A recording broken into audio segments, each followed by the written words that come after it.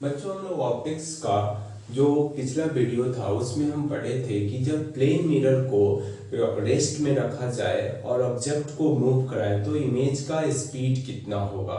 साथ ही साथ दूसरे केसेस में हम पढ़े थे कि ऑब्जेक्ट को रेस्ट में रखना है और मिरर को दौड़ाना है तो तब उस केस में इमेज का क्या स्पीड था। थर्ड नंबर केस पढ़े थे कि ऑब्जेक्ट और मिरर दोनों को यदि हम मूव कराए तो इमेज का कितना स्पीड था, वो सारा हम पढ़ चुके हैं। यदि आप उस वीडियो को ना देखे हैं तो YouTube पे टाइप करना effect of motion of mirror on image और बाय पंकज फिजिक्स सेंटर, तो अपने आप उस वीडियो का आपको सामने आएगा और उसको आप देखिए ताकि आपको अगला वीडियो आसानी से समझ में आए। आज हम स्टडी करेंगे formation of image by multiple reflection from two parallel mirror, मतलब कि दो प्लेन मिरर ही है और दोनों को पैरेलल रख देंगे तो नंबर ऑफ इमेजेस कितना बनेगा। तो बच्चों याद रखें कि नंबर ऑफ इमेज जो है वो इनफाइनाइट बनेगा।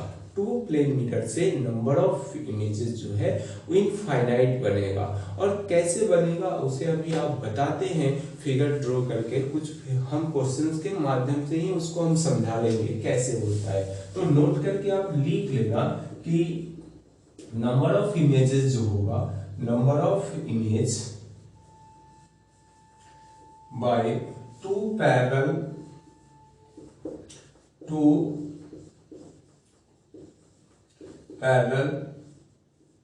Plane mirrors is infinite. कितना होगा?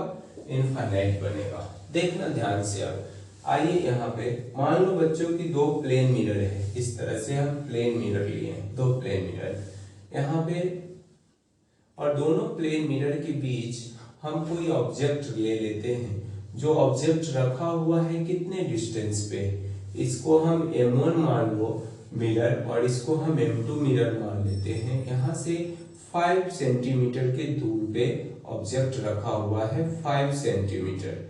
कोई दिक्कत क्या? दोनों प्लेन मिरर के बीच का डिस्टेंस हम 20 सेंटीमीटर मान लेते हैं। क्या माना गया है? 20 सेंटीमीटर माना गया है। अब बताओ कि जब हम रूल क्या पढ़े हैं, यहाँ से यदि मिरर है, यह मिरर है, तो जो भी लाइट इंसिडेंट रे होगा वो परपेंडिकुलर आएगा तो परपेंडिकुलर वापस भी चला जाएगा। अब इसको क्या, ऑब्जेक्ट से कुछ एंगल पे रे को भगाओ, इंसिडेंट रे यहाँ से रे जा रहा है, तो अब क्या होगा? आफ्टर रिफ्लेक्शन इस तरह से आएगा ना। तो अब क्या करोगे? यहाँ पे इस तरह से देखो, कुछ इस तरह से आएगा। चलो अब हमारा क्या है, यहाँ पे इमेज का फॉर्मेशन हो जाएगा। कहाँ पे?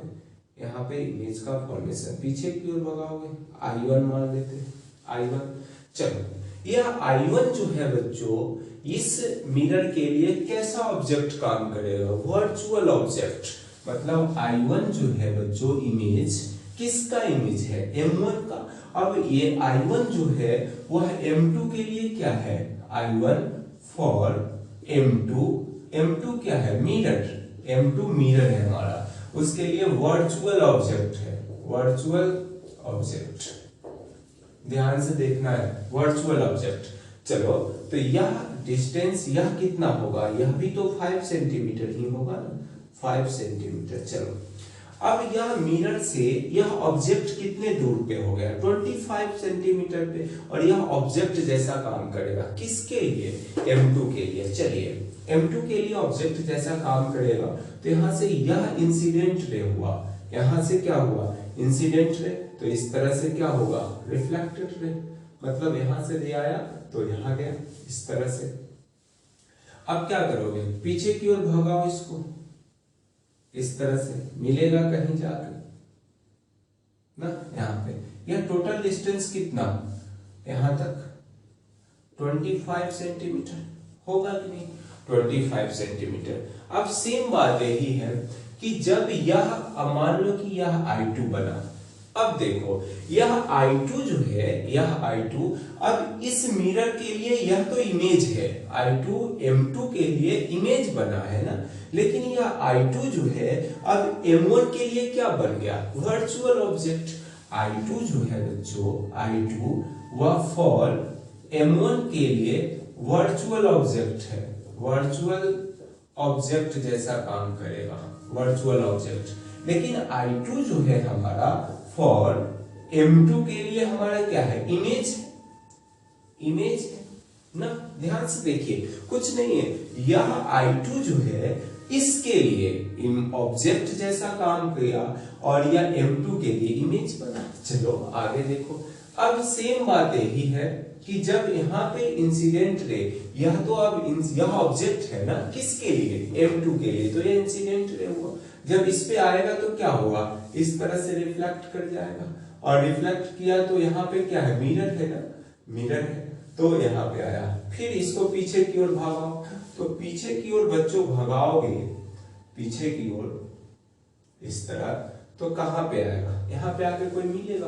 अब बताओ कि यह डिस्टेंस कितना हो जाएगा, यह तो ऑब्जेक्ट है ना, तो यह 25 सेंटीमीटर कहां से, यह 25 सेंटीमीटर कहां से, यह जो यह हमारा क्या है, इस मिरर से 25, तो यह भी 25, यह 25 हुआ, तो यह 25 और यह 20 कितना बनेगा 45, और यह 5 हमारा क्या हुआ, यह 5 लिखोगे, क्या है हमारा, देखना ध्यान से देखो क्या डिस्टेंस हो जाएगा, यह टोटल डिस्टेंस चाहिए ना, यह टोटल डिस्टेंस, यह यहां से यहां ना, तो अब यह हमारा कितना डिस्टेंस है 25 और ये 20, तो 45 सेंटीमीटर हो जाएगा, 45 सेंटीमीटर, तो यह हमारा I3 बना, यह I3 बना। अब जस्ट लाइक सेम बात, I3 जो है वो I3 वो किसके लिए इमेज है, I3 जो है बच्चों वह फॉर M1 के लिए इमेज हुआ, M1 के लिए इमेज,